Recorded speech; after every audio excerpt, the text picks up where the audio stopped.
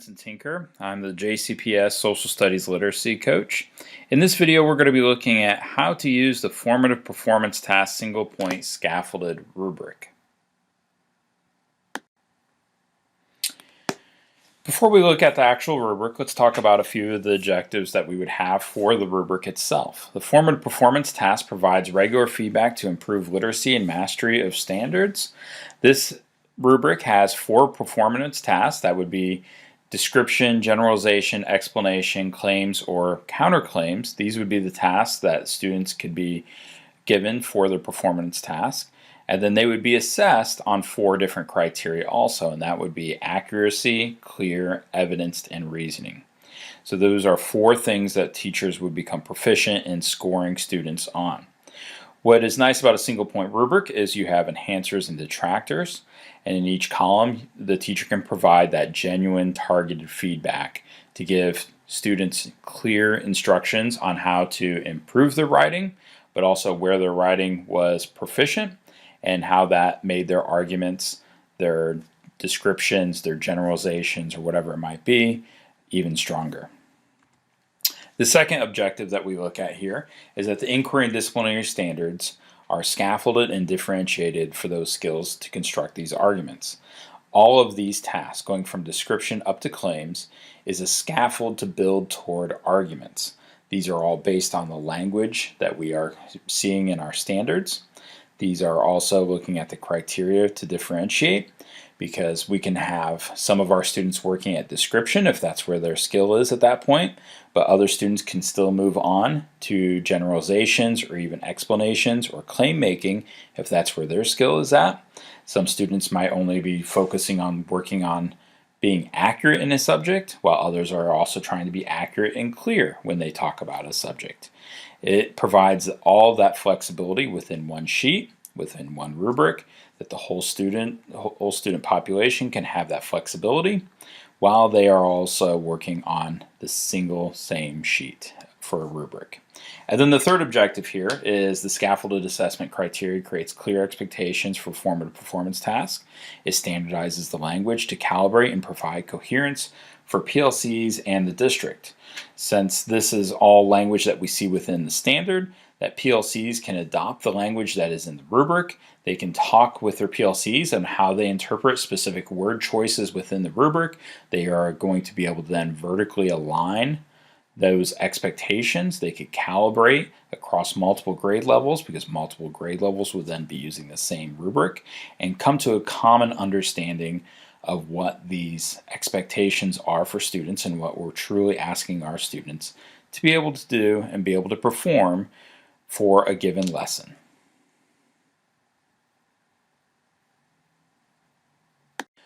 So let's take a look at the actual rubric. What you see here on the right is the single page version of the rubric. There are several different versions of the rubric where we have annotated it, which you'll see portions of that in this video. There's the full page in which all these terms are described and defined for the teachers and the students if they look to do it.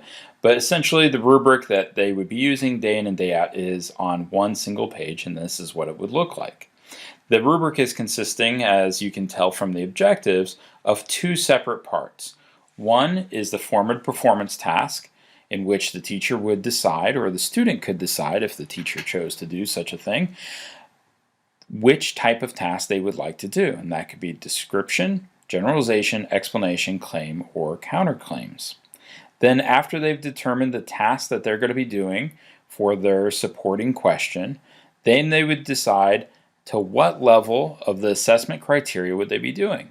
Would they be looking at criteria scaffold 1, which is accuracy? Would they be looking at number 2, which is clear, or evidence, which is 3, and reasoning, which is 4? They could do any combination of these. They could look at 1 and 2, which is accurate and clear, for then a description. So there's a lot of flexibility and a lot of variation, but essentially this rubric is 2 parts. What is your task? And then what are you assessing them on? Annotated version of the rubric As mentioned, the rubric is in two parts. This is the first part, the top half of the rubric that I featured on the previous slide. Let's walk through the annotations so you understand what you are looking at when looking at the top part of the rubric here. The first part is a formative performance task as a title. Formative performance task is a task you would do at the end of a lesson in an attempt to answer the supporting question for that inquiry. This is also a scaffolded rubric, which means that we start with descriptions, move to generalizations, explanations, and claims. The idea is that you're building skills over time, and it provides that flexibility for students to work on different skills as needed, all within the same rubric. And we have our instructions here, which, as I mentioned on the previous slide, it is essentially saying that the rubric is two parts. First, you would choose the formative performance task, and then second, you would choose what the assessment criteria are for that task that you did choose. As I mentioned, there are several different types of tasks. These tasks are originating in the standards that we see within the state. The formative performance tasks begin with description, and they build with complexity over time. This is so students can build their skills. So if they could write a description in an accurate and clear way, we could move up to generalizations, which are summaries and main ideas, and move up to explanations, and eventually claims. And once students are able to write claims, then we could start focusing on writing arguments, which is the core of what our standards are about, which is writing arguments and taking action quite often on those arguments. And arguments are simply a series of claims. That can be talked about at another time. We also have the criteria scaffold, which is featured here. Even though that is the second half of the rubric, it can be featured here on the top half to designate which level of the assessment criteria that formative performance task will be performed at. As you see for description here, we are providing the options of doing level 1 and level 2, which would be accurate and clear for a description. As you move to generalizations, you see that it's being accurate, clear, and evidenced, and then all four are provided for explanation and claims. This can be used in a variety of ways, as you see for the 1, 2, and 3 below in the annotated section here. So number 1 says, assign the same criteria to the whole class. You could talk to your whole class about using criteria level 1, which is being accurate, to write a description. And the whole class can write a description, and you would try to assess them on simply being accurate. Number 2 says, assign all criteria, but score on a selected area. So you could tell your students to be accurate and clear on a description, but also inform them that you are really going to be focusing on maybe being clear and the precision of language in your assessment this time, that you have targeted assessment on what you want to focus on, even though you want them to practice all of the assessment criteria for that given task. And then number 3, assign specific criteria based upon individual needs that you're really differentiating for students. So you might have some students, when they're writing a generalization, that are simply able to try to focus on being accurate, while you might have 10 other students in your class that are ready to be accurate and clear. And maybe you just have a handful of students that are ready to be clear, accurate, and start using and citing and corroborating evidence, which is what the scaffold level 3 would represent there. So you could be using one rubric within your class, but have a variety of differentiating options for your students based on their skill need and what they need to do to focus on a given task to build that skill over time.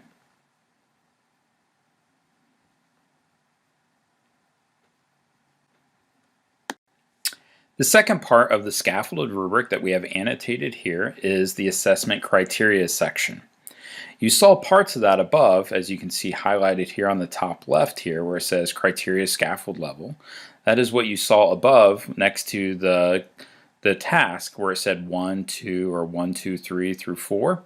That is actually spelled out on this bottom section here. Before, you were just simply labeling what level you were going to. Down here you actually see the scaffold, and you see the definitions and the detractors and enhancers on the bottom section of the rubric here.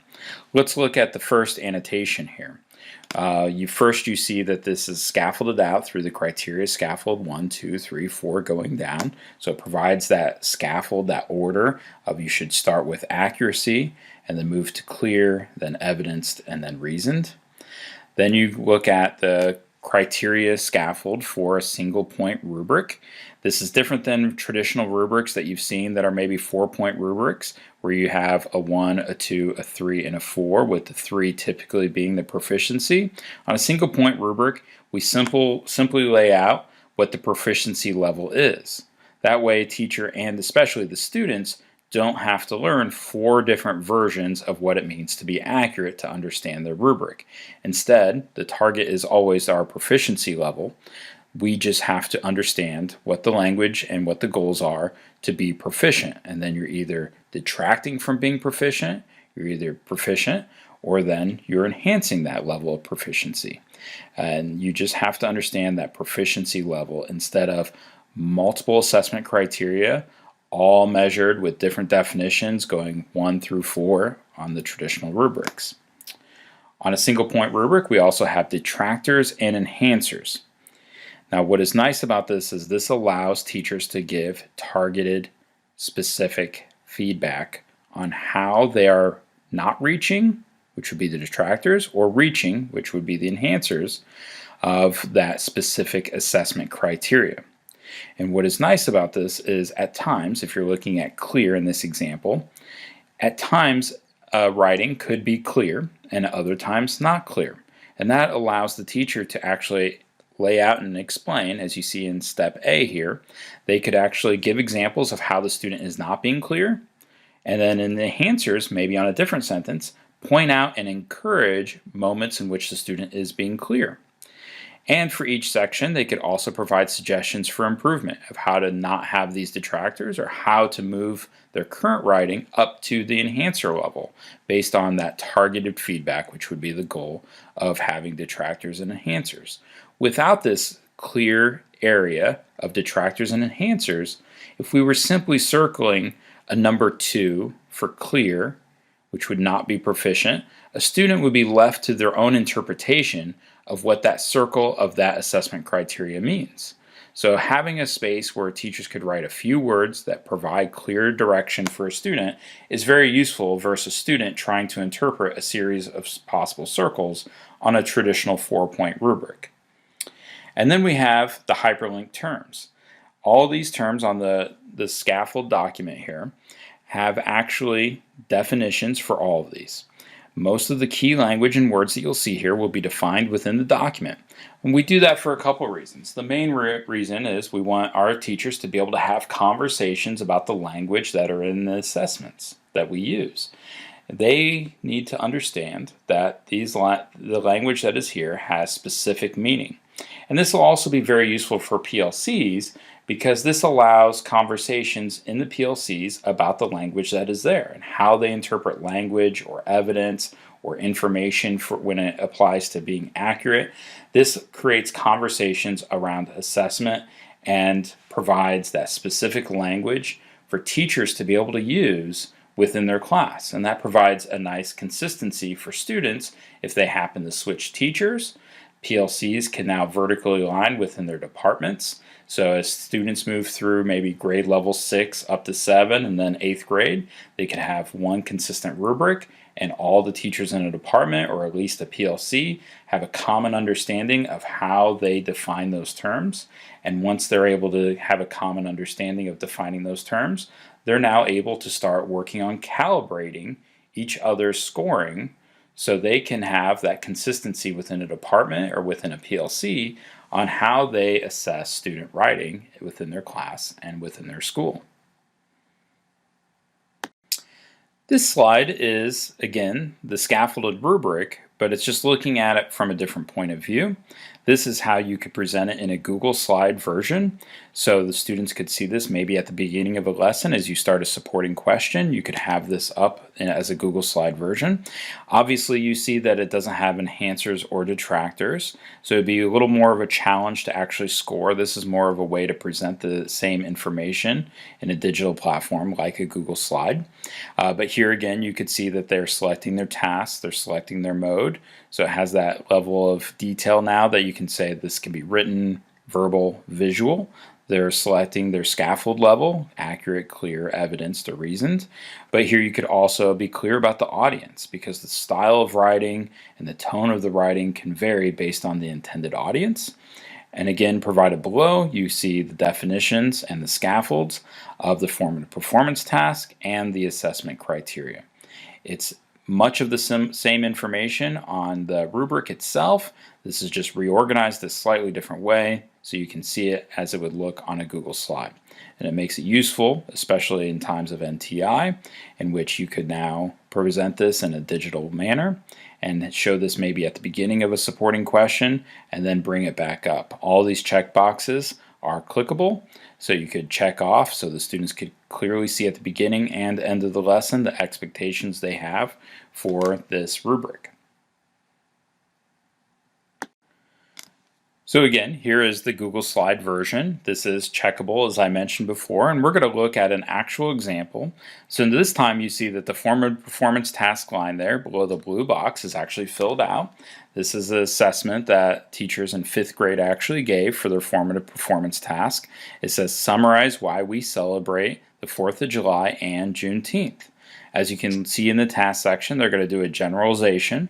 The teacher's asking that it's written. They're going to be looking for the essay or short writing to be accurate and clear, and they're telling the students that this is going to be students, that is their intended audience. So now teachers can now easily demonstrate what the task is and what the scaffold level will be for accurate and clear for the students at the beginning and end of a lesson. Let's take a look at that actual example. So let's take a look at our 5th grade example that we have here that will score on 2 parts of the scoring criteria, level 1 and level 2 there. The supporting question is, why do we celebrate the 4th of July and Juneteenth? The formative performance task is summarize why we celebrate the 4th of July and Juneteenth.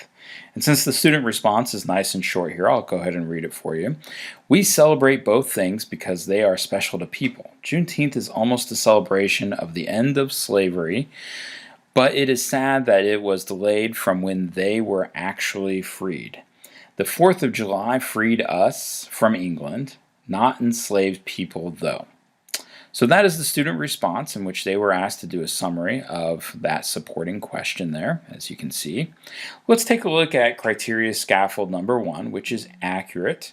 Accurate says, information provides a logical interpretation of valid sources that can be verified. Now, if you'd like to go ahead and score this yourself and see what kind of detractors and enhancers you would like to pick, feel free to play or hit pause and play when you are ready again. Let's look at the detractors. The one that I would specify here, and there's a lot of possible options here, is specific details of the holidays. So this is about celebrating these holidays and why they're celebrating these holidays. There's not really a lot of information being given about any of these holidays. They could definitely elaborate and have more specific details on the significance of these holidays to hit that why do we celebrate part of the supporting question. What did they do well here? What are some of the possible enhancers that we did here? Well, they used accurate language. They talked about enslaved people, which is the correct use of that, instead of some of the language they actually saw in the sources that dated back to those days in which they didn't use that language, but they took the modern version and translated that into their response. They were also accurate in correlation of the 2 holidays and how these holidays can interact and the differences of these 2 different things. Let's look at criteria scaffold number 2. This is clear. Clear is, language is constructed with a specific purpose that reflects an understanding of the intended audience. And as you saw in the previous slide, they were designating the intended audience as their fellow students or class groups. So let's look at some of the language that was detractors within their short response here.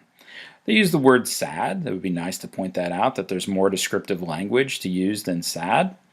They could have combined the last two sentences. The last two sentences of the student writing are pretty choppy and they're kind of to the point. It would probably be better and more clear if they were able to simply put these two sentences together to mesh and synthesize these ideas together.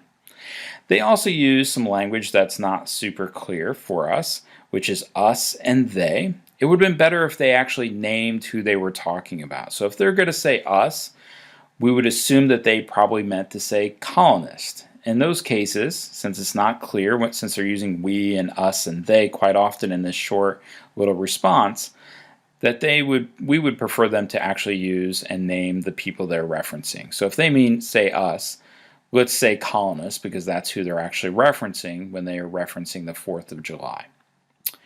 For clear, how did they do in the enhancers here? They had good use of academic language. They talked about the 4th of July, they talked about Juneteenth, they were aware that it was England, so they named England when it was possible. So similar to in the detractor, when they weren't specific on some language, they were actually pretty clear on other language when they used it in a different way. And so we want to point out how they could do better in the detractors, and again, how the enhancers can really promote and encourage quality writing within the classroom. So I hope that quick look at the single point scaffolded rubric for formative performance task was useful. Here again is our email address and our Twitter handles. If you have any questions, feel free to reach out to us again. My name was Vincent Tinker. I'm the K-12 literacy coach. Anything that we can do to help you on the single point scaffolded rubric, please let us know. And thank you for your time.